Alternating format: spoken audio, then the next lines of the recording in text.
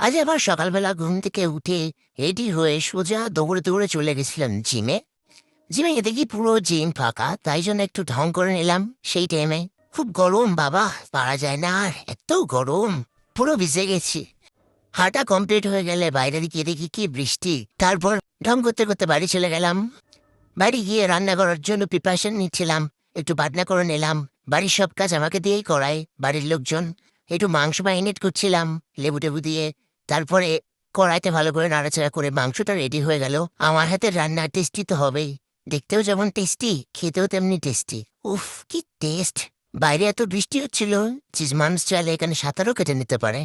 তারপর একটা বাদর বাদর ডান্স করছিল এই খুশিতে। বৃষ্টি দেখে তার কি আনন্দ বাবা গো! তারপর সেই ওই ডলাডলি করা পাগল লোকটা আবার এসেছে ডলাডলি করতে। আমি চলে গেলাম জিমে। আমার জায়গায় কে যেন একটা চলে এসেছিল, ওকে আবার ভাগিয়ে দিলাম। হাট হাট, ভয় পেয়ে চলে গেল। তারপরে শুরু করলাম আজকে লেগের ওয়ার্কআউট। উফ, আর পারি না, কি কষ্ট!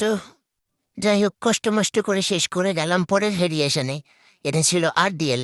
এটা শেষ করে গেছিলাম হিপ থ্রাস্টে। ওয়েট খুঁজতে গিয়ে দেখি কে যেন আমার ওয়েট সাপোর্টটা কোথায় নিয়ে গেছে।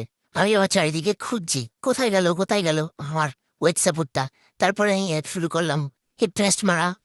তারপর কোমর ভেঙে হিপ থ্রাস্টটা কমপ্লিট করলাম যাইতে এমআই করে। উফ, কি জোরে লাগলো! তারপরে লাস্ট ভেরিয়েশন লেগ কার্ল। এটাও খুব ফাটে মারার সময়, এত ফাটে কি বলবো। একদম ভালো লাগে না আমার এই ওয়ার্কআউটটা করতে। যাই হোক, মারতে তো হবেই, কিছু করার নেই। আজকের মতো টাটা।